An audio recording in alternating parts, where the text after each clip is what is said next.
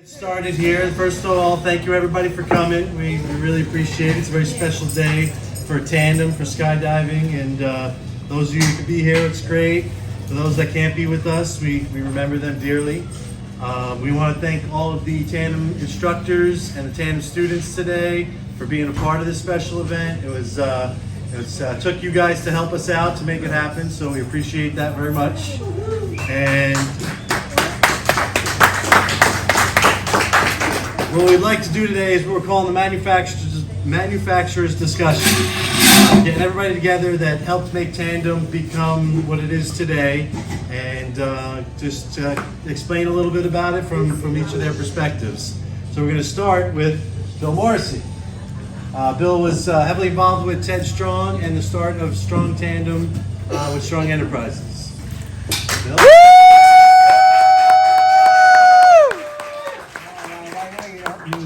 Anyway, I'm pleased to be here. I was invited just like most of you folks. And this is not the Bill Morrissey show here. And so I want to thank the manufacturers for making this happen today, because it's an opportunity for us to share the knowledge of how we got to where we are today. Okay? I was thinking about, why are we doing this? Okay? And we really want to just celebrate the fact that we've come this far. We've come this far in 40 years, and that's pretty exciting stuff. And so, what's the significance of this jump that was made 40 years ago? Well, everything moved forward from there. Okay, everything moved forward. And this works. Ted Strong called me up and he said, "Hey, that was a good idea you gave me. Come on down, I got a job for you." And so that's how I entered the picture. Right? So it's the significance of what it is that we did, or what he did. Okay, I'm going to try to talk about not only the timeline of when things happened, but the developmental stuff that happened, and then the scary stuff that happened, and the broken stuff that happened. And I think that, not to entertain you, but to let you know that in the beginning there, Bill Muth and Ted Strong, had a lot of work cut out for them as to design criteria, strength of materials, broken stuff, scary stuff. And I've had my scary stuff myself. When Ted called me up and he said, "This thing works, come on down here," I did. And I came down and prior to that, I had lunch with Ted over in Chi-Chi's in Orlando, and we decided that this concept is a pretty good deal, because this guy out in South Florida, he got together with his wife, and he stuffed her into his leg straps and took the seat belts out of the airplane, extended a chest strap, tied her up, out the door they went, 15,000 feet. Okay? And so I happened to call him the next day and say, "Hey, what are you guys up to?" And this lady, Gloria, she says to me, "I can't wait to tell you what we did today. You're not going to believe it." So I said, "I'll try." Okay? And so you're going to hear that story directly from her mouth. Today, she's right here in the room with you. And I thought it would be rather exciting. Part of what it is that we're doing here is to have the lady that started it all simply by telling me a story with so much drama and so much emotion that I knew that I got to do this stuff. This is cool. I had my own reasons, okay? But I was in for the fun aspect of it, okay? Mr. Strong, different kind of person entirely. Ask Gloria to come on up here and talk to the microphone just like that.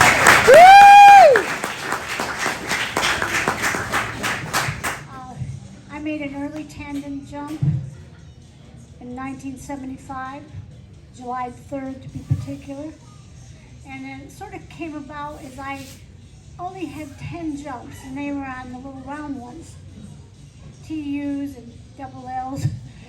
And and they were always borrowed. And so then I saw a few square chutes, and everybody that came down with those, they were so excited. And they were so happy because the forward speed was greater. So I said, I want to do that. And they said, you can't do that. You're going to hurt yourself or worse. And this was before people used radios, etc. I said, it's too bad somebody couldn't tell me when to flare, when to turn, etc., etc. It's all before radios, etc. So anyway, over a bit of time, this sort of evolved. And my work was underwater. And Bill did a lot of that also. That's where I met him. And one day we couldn't work, and driving up towards Jupiter, we aborted our dive for that day. And so this jump started evolving with me anyway. And Peter Chase, D61, he said, stop it. We were driving with Jerry Ertl, another skydiver, who was going to go out with us that day. So instead we changed our plans and stopped on the way to get a compass. I had no idea what we needed that for at the time. Anyway, so when we got up to Sebastian, which is where Jerry kept his 206, and that's what we used for the jump, took the door off. My job was to go look around on the tarmac for pieces of elastic band, string, anything I could find to put this compass around my neck. And they were rigging up the chute. Peter took the seat belts. It wasn't big enough. The harness wasn't big enough to go around both of us. So he took the seat belts out of Jerry's new 206, much to Jerry's dismay. And he said, God, that's my new airplane, Peter. Don't do that. And he goes, oh, slash, I'll get you some new ones. Anyway, so we went up, and I had... Jerry took us up, and we had asked Paul Poppenhager if we could make a jump there that time, and Paul Poppenhager said, no, absolutely not. So anyway, it was an outlaw jump. We went up, and I said, how high are we going to go? He said, as high as you want. We can do whatever we want. There's no regulations here. So I said, I want to go high. So we went up to 15 grand. And I'm sitting on Peter's lap in the door, and I said, well, when are we going to go? He says, anytime you want. We have no go. So I said to myself, I'm not going to think about this long, because in fear factors, if you've done other things, the longer you wait, it sort of wells up and can terrorize you or paralyze you. So I said, I'm not going to think about this much longer. And I said to myself, I wonder if this is going to be the last thing I'm ever going to do. And out we went. And it was a black parasled. And when we were doing a hop and pop because we didn't know how things were going to go. And for my few jumps, his hands on the risers were going like this. And I could barely talk. But I said, you're having trouble, aren't you? And he goes, yes, enjoy the ride. So the scenery was magnificent from 15.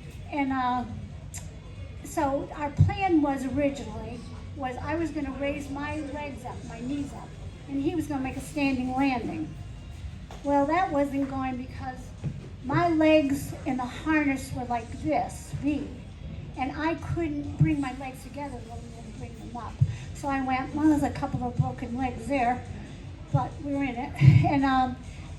And the other thing was, is I didn't realize coming down is I had so few jumps that at one point, very close to it, I must insert this. This was in the day where people wore jump boots, helmets, all the stuff, altimeters. We had nothing. I had on like a pair of running shoes. He had on his normal dingo boots, and he had kept a buck knife in one of the insides of one. And so we really didn't have, the equipment that we normally would have had. So as we came down, as I said, I didn't have enough jumps that at one point, fairly close to the earth, I was coming face down, and I said, oh my God, I'm gonna break every bone in my body. And then what happened was we swung up, which was an oscillation, and I ended up, I landed on him. Sean, ask you, can you check in, please? And he said to me, he said, "Are you all right?" I said, "I think I had massive pain in my left leg." I said, "I think I broke my leg, but it's worth it." It was the most wonderful experience. And then I turned around and we got out of the harness and looked at him, and I could see his face was in pain. And I said, "You've hurt yourself." He says, "These are my ribs." That's because I landed on them. So we gathered up the canopy, and as we were coming down, we're out in the middle of nowhere. There's just fields, of farm fields in Florida. And Sean, ask you, you're so good, can you check we in? noticed there was a man in a pickup truck out in the middle of these fields, in the middle of nowhere. And so we made our way over to him, and Peter says, "If I give you a few dollars," he said, "can you take us into a town or some road or something?" And the guy says, "That was you up there." I said, "We love you." Anyway, so he took us in and he dropped us off. The nearest point of civilization, so to speak, was into Cuesta. And it was at the toll booth of the Florida Turnpike. So I got out and I sat on the curb with a canopy, and this is before cell phones. This is 1975. And he went up to one of the ladies in the toll booth and said, wanted to use a telephone or make a phone call. So he got to a phone somehow, and he called Jerry Ertl back at Sebastian Airport. Jerry came by finally and drove up to the toll booth, stopped. Peter opened the trunk of his four-door tan old Mercedes, threw the canopy and all the gear in. I got in the back seat, slammed the door. Peter got in the right seat, slammed the door, and off we went back to Delray. But anyway, that was what it was about. But it was a wonderful experience. My bones probably are crushed today, but it was all good. So all I can say to y'all is keep on falling out of that sky. It's really, really important that our community got to hear that.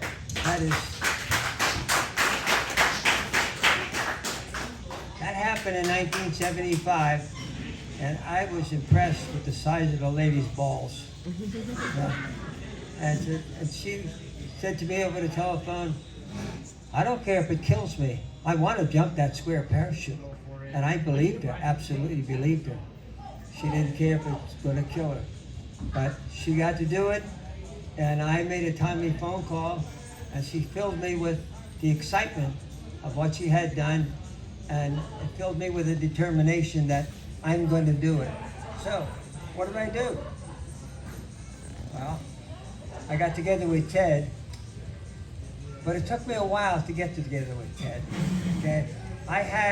It took me 7 years to get a much needed divorce so I could come down to Florida and get out of New York and hang out with my friend Ted and talk to him about building bigger parachutes.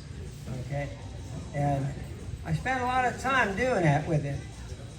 Now, people say, "Well, what part of the history of tandem did you play? What'd you do? Did you invent something or create something?"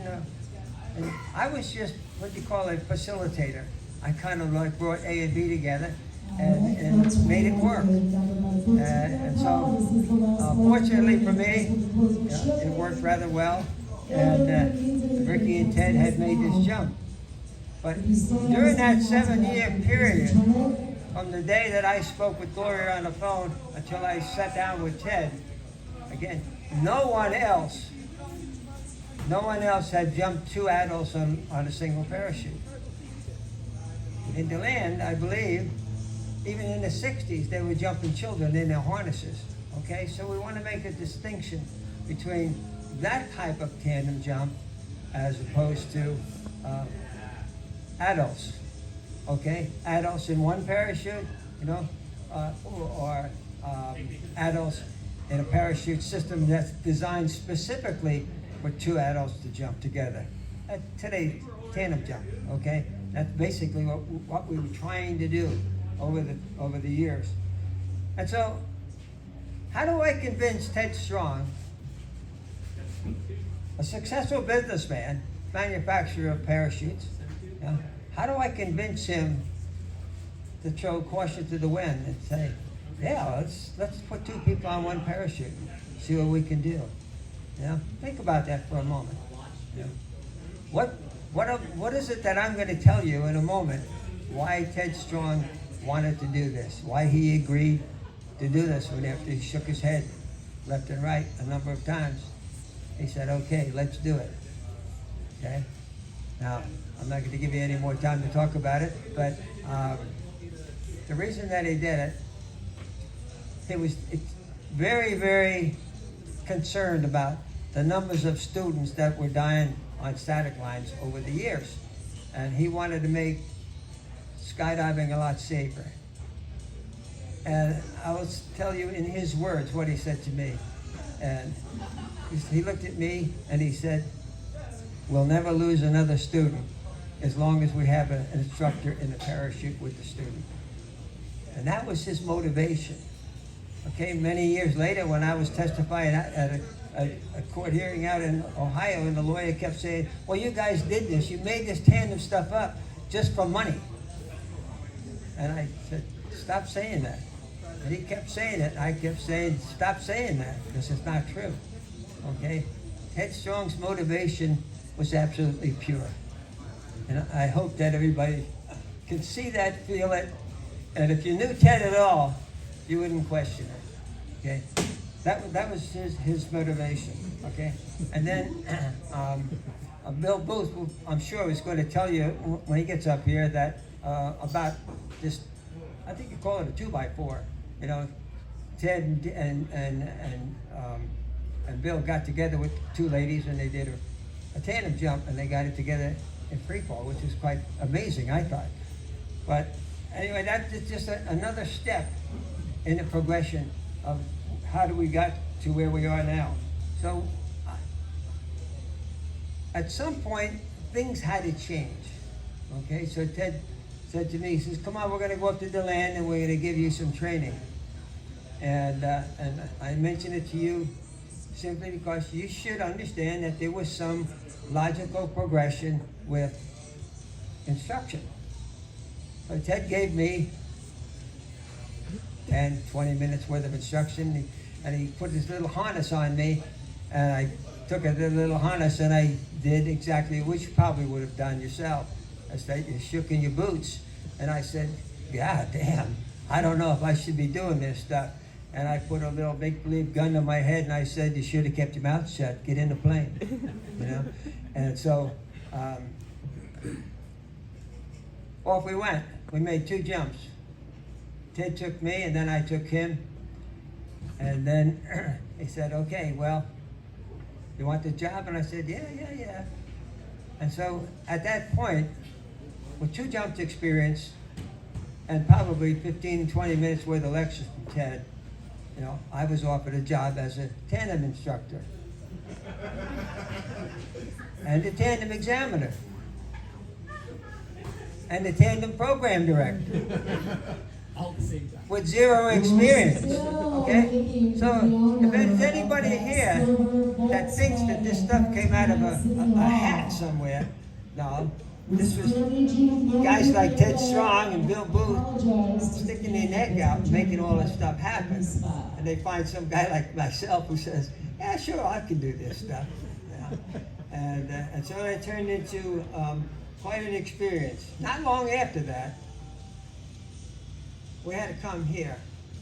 And I have to tell you this story of what we did here. And I'm sure that most of you were probably never around in 1983 at Zephyrhills Hills Turkey Meet. Okay? But at that point, I gave up my seat in the DC-3, and I said, there's no future there. I'm going to go with Ted on this parachute stuff, and I'm going to demonstrate it at the Turkey Meet. And so I had met a gentleman on a flight down, and I said, you want to be my passenger? I'm going to demo this new parachute system with 2 people on 1 parachute. And he said, oh, yeah, sure, I can do that. Yeah, I'll do that. And while we're here, I said, all right, let's go. And we started putting on our gear, and along comes Norman Kent, and I said, hey, Norman, I said, gonna go up and make a jump here with two people on one parachute. Are you interested? Oh yeah. Yeah, I definitely want to come up there and take a look at this. And on the way over to the airplane, I looked at Roger Nelson. I said, hey, this is what we're going to do. You may want to watch this thing. You know, we got up there, 14,000 feet, stepped out of that airplane, and disappeared from Norman. We left him way back in the breeze. I was jumping what some of you guys might know as a silly suit, two-piece, humongous wings. Okay, and I knew that I had never been going this fast before. And I said, well, I got to do something. I got to open sooner. And so I went ahead and I pulled my ripcord at 6,500 feet because I was concerned about going any farther. How fast am I going to go? And it was a horrendous opening. And I bashed my forehead on an altimeter I put on the back of his frap hat because I was very smart about that, too, as you can well imagine. And so now I'm there with a broken skull and blood all over the place, and I look up, and the canopy is split from front to rear. 8 out of 10 A-lines are broken, and right through the hole in the parachute, I see Norman coming. And I knew where I am in space and time, so I said, well, yeah, you know, look at this. This is funny, and I'm kind of giggling about the whole thing, because I only have one more thing to do, and I got 5,000 feet to do it, so there's not a problem here, right? So, as Norman's going by, I looked down at my passenger and I said to him, Anibal, are you okay? And he started to whine about, oh, my neck, oh, my back, oh, my neck, oh, my back. And I said, don't worry about your neck and your back. I said, check out our main parachute. I said, he absolutely freaked at that point. And I said, well, you know, just take it easy, you know, just relax. I'm going to cut away. So I pulled the cutaway handle, and not much happened. The slider had come down so hard, it elongated the grommets, and they went over the repeat links that are up on the top of the risers, okay? So as you can imagine, when I cut that away and one riser went, it couldn't go very far, it could only go about 18 inches, and that main canopy was still up there in an almost open configuration, okay? Now, how does this all fit in with the progression of Tandem, okay? I hope that you're going to see, we're not going to talk about a whole bunch of fun skydive incidents, okay?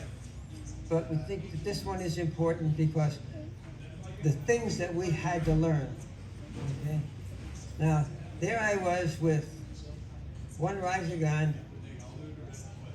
I can't get the other one, and I'm beating on it and pulling on it, and then I said, well, I'm running out of sky here, you know, and didn't know quite what to do.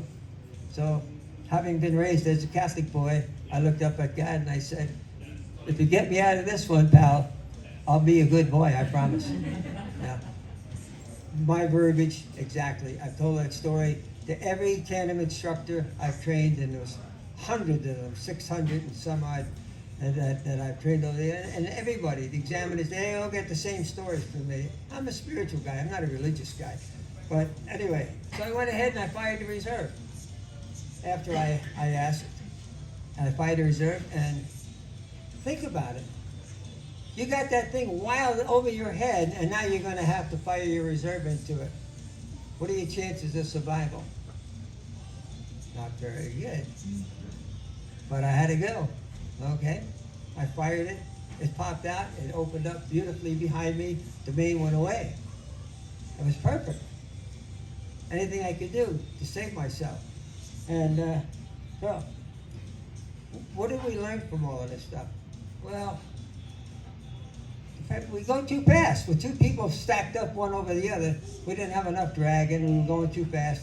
And the strength of materials was not adequate for what it is that we wanted to do. Put two people on one parachute, okay?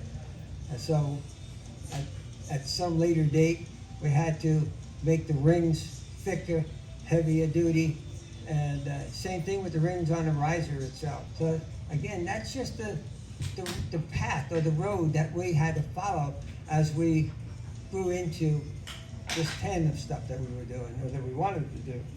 So we had to change the lines, we had to change the canopy, we had to change the equipment, okay? But then we had to deal with airspeed.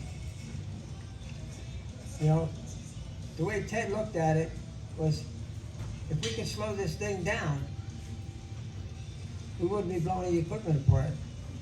He was already building drogues for the Forest Service. So he looked at me one day and he says, "What do you think about we put a drogue on this thing?" And I said, "Sure, why not? We got to do something, you know." And so we made a jump out of the 182 with a static line, and Ted popped out the door by himself, you know, and a dirt bag, and a static line deployed drogue. We said, "Wow, that's great, you know." It worked just fine. And if you look around today, that hasn't changed. That all happened in '84, right? Nothing has changed as far as we're relying on the drogue to control the speed. The equipment changes that we all made back at that time with regards to strength of materials, that hasn't changed, okay? So I don't know what the future's going to bring down the road. I hope that I've adequately led us, you know, somewhere down the road of growth and development of Tandem.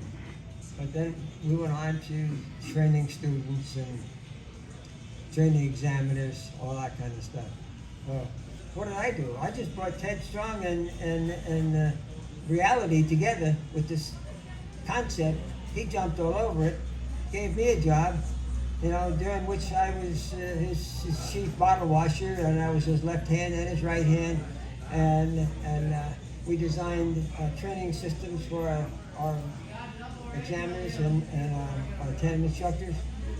And so, again, all that growth came as we got to where we are today. I hope I didn't bore you. Not at all. Thanks, Bill. Who invented Tandem? Well, we got some likely suspects here. Ted Strong, Bill Booth, Gary Dupuis, or none of the above. There it goes. Actually, the answer is none of the above. Each of these people played a big part in tandem, but the idea of tandem jumping is older than skydiving itself, believe it or not. This is the earliest tandem jump I've found so far. Dolly was a jumper in England between 1900 and 1915, and she was a balloon jumper from gas balloons. And what they would do is they would tie the balloons, the parachutes to the top here and break away. She decided to go up with another girl. This girl's release wouldn't release the balloon, and they were floating out in a gas balloon over the English Channel. So she swung over to Dolly, hopped on, and Dolly broke away and made the first tandem jump I can find. This is the way the press portrayed it, always.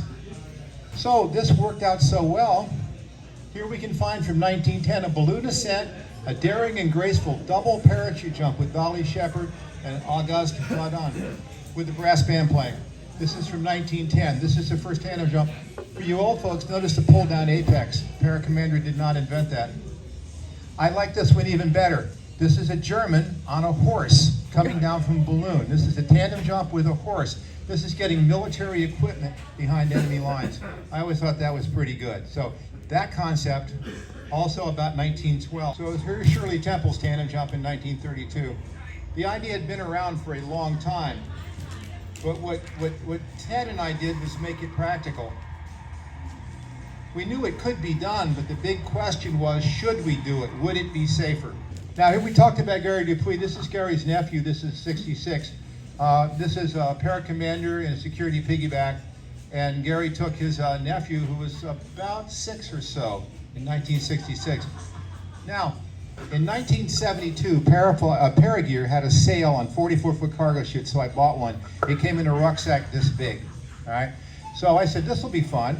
So I just tied it off to my security piggyback, had someone hold the rucksack, and I did a static line on it. 44-foot cargo chute would bring a 2,000-pound Jeep down. I came down very slowly, so I said, I can take more people. So I hooked up a guy named Stan Carter, both in piggybacks. We faced each other, tied the risers off to our chest strap, static lined it out, and we landed under this 44-foot cargo chute. So here's two full-size adults, not really the way we do it under a round. I tried it one more time, all right? And the static line, the guy forgot to hook it up in the airplane. So I jumped out holding on to a guy, and here comes the packed parachute in a bag floating right next to us. And I had to come up with an emergency procedure, you know. He says, Booth, what the hell, what do we do now? And I said, cut. We both had hook knives, so we cut our chest straps off and got rid of the parachute. Now we had piggybacks with belly bands, so we lived. Anyway, that was my first attempt. I gave it up after that. Then in 1977, this is Kirk Hanbury, Jim Hanbury's son, had cerebral palsy. He was at the land always looking up and saying, I want to jump, I want to jump. He couldn't really talk. So for his 11th birthday, we took Kirk up and put him in an 11-way star. And this is in 1977. This is my piggyback, my Wonder Hog, with a paraplane cloud in it and a strong 26-foot LoPo. Luckily, we didn't have to use it. But Mike Hanbury, Mike Barber, and the kid only weighed 5 pounds more than me, so it was no big trouble with speed. So, look what we already had. And we had this by now, the piggyback, the ram air, the hand-deployed pilot chute, because, you know, you can't really work tandem. The burble is so big, you'd never get a ripcord out of it. The through release in the RSL. But before, we needed canopies that could be made small enough to fit in the back of one person, but carry two. And this took a lot of work. Again, I did none of that work at the first. Ted did, and Pioneer Parachute Company came up with a large military canopy, the 360. And so if we look now, this is a security piggyback with a strong 26-foot LoPo and a paraplane in it. And it's the same size as the tandem rig. Could you imagine how big it would be with the technology then? Couldn't do it, no way. So everything came together in 1983. I made a big rig, Ted made a big rig. Ted made the canopy, so I used a Pioneer 360. And we took two women, my secretary Connie Simpson here for this first, and there I am making my first tandem jump, summer of '83 into land. And landing, no drogue yet, big balloon suits. We realized we were falling fast. Connie was light. All right, so that fall, Ted Strong and I took both of our secretaries for a little tandem relative work, the first 2x4 formation. By this point, Norman Kent had figured out how to fall with us. It was kind of amazing. And he took that picture. Ted's goggles are blown off, my eyes are blown shut. We're really going fast. We didn't know how fast, but we knew it was fast. And there we are, successful after the jump with Norman Kent in the middle. I'm glad we got that shot. Norm just showed it to me last year. He had it all the time. So these are almost full-size adults, not really. They both weighed about 100 pounds. Now, we knew we fell fast. I knew a drogue would slow us down, but I knew the reserve didn't have a drogue. And we kept blowing up parachutes. Both Ted and I lost half of our parachutes the first year. Maybe 50 of them blew up. The joke was, what's the purpose of a tandem main? It's to slow you down enough so the reserve doesn't blow up. And that was the way it was. I knew the reserve would never have a drogue, so I needed a main that would take it. So I waited until I reinforced and reinforced until I had 10,000 jumps in a row without the main blowing up. And then I had a good reserve, which we've used up until 5 years ago. Anyway, one of the first neat things we did was take Chet Poland, someone who had been a jumper back in the early days, back in the teens and 20s, and took him on a tandem jump. I watched this 85-year-old guy's eyes light up. He started chasing girls around the drop zone. It blew out all the cobwebs. So, in 1983, we got the tandem waiver. There was a problem. There's two people that have to approve it in the FAA, the people that approve the TSO, the gear itself, and the people that operationally let you do it. Neither group would sign off without the other group signing off. So Ted and I went to Washington, sat down with the administrator, got the two branches together, and they signed off the same day. It was going to be for 1 year. It took 20. Here's how it stopped. 20 years later, we've been getting all this paperwork. Bill will tell you, we had to write about a 6-page essay for every tandem jump. Interview the student, everything. It was incredible. And we sent all this stuff to the FAA. He said, you keep the record. Still nothing. So I read that J. Randolph Babbitt has been appointed as the administrator of the FAA. And I think that can't be Randy Babbitt I grew up with next door. I called him up, it was him. I said, Randy, I have a problem.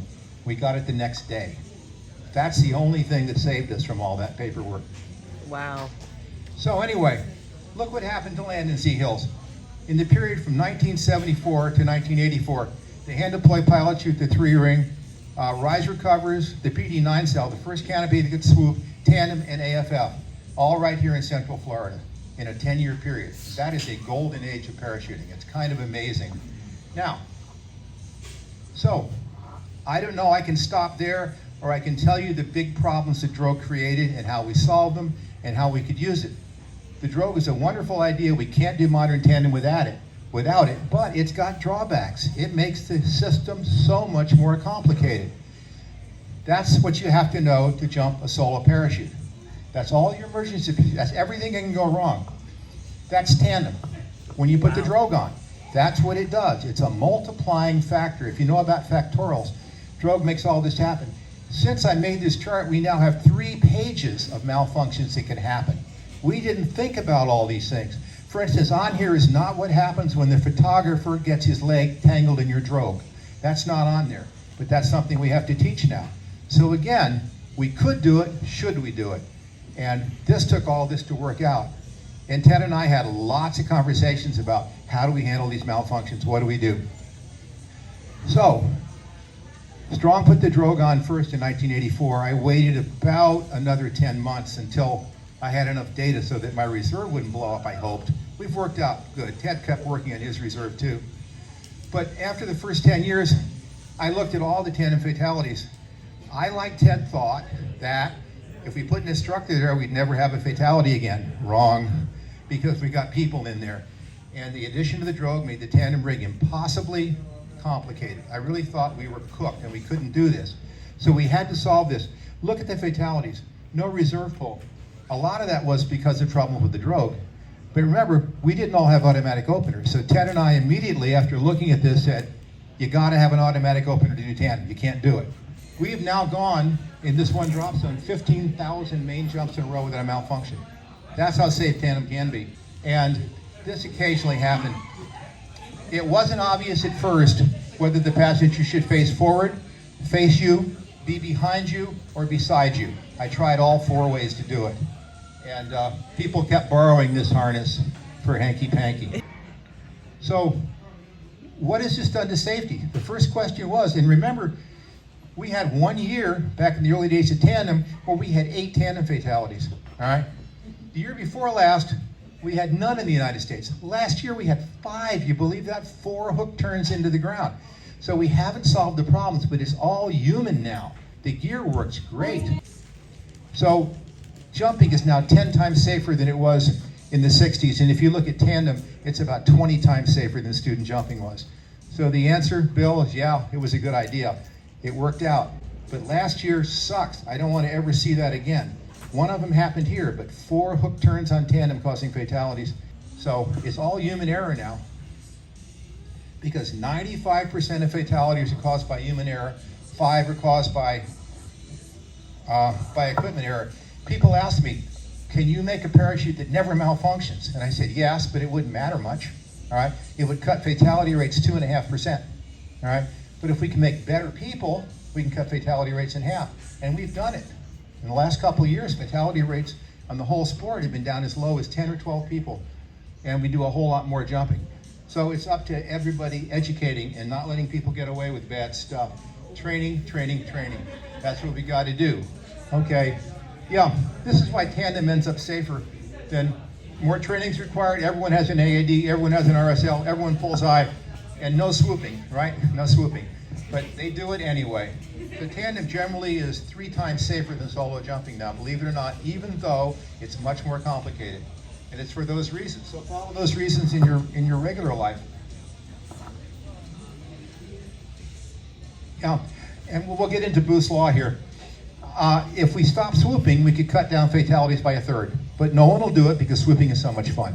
And you're getting better at it. It used to be half of all fatalities, all right? Booth's law number 2, the safer skydiving gets, the more risk jumpers are willing to take to keep the fatality rate level. This begs the question, if no one ever died skydiving, would we still do it? All right, what attracted me to it was the danger and the thrill. And some of that goes away. So I think because of human frailty, we'll never have a year with nobody dying, but man, getting it down to 10, my first year dying, 58 people died, first year jumping, 58 people died skydiving, and there was only 2,500 people doing it. Isn't that amazing? In other words, we have the fatality rate we want. You can make it better. Gear manufacturers can't make the gear much safer. It's up to you guys to stay alive, and I'd love to see no one ever die. And like Bill and Ted and I thought Tandem would stop all fatalities. No, there's been dozens and dozens and dozens of Tandem fatalities, almost all of them human error. So cut the human error and we'll be a better group, and there'll be more of us. So thank you.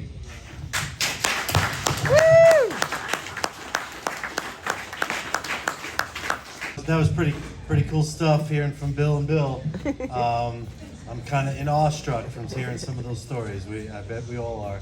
But now it's time to chow down. So how about everybody get some food and some drinks, and we enjoy the night. And don't forget why we're here, celebrating 40 years of Tandem. We'll all see you in 10 years for 50 years of Tandem, right?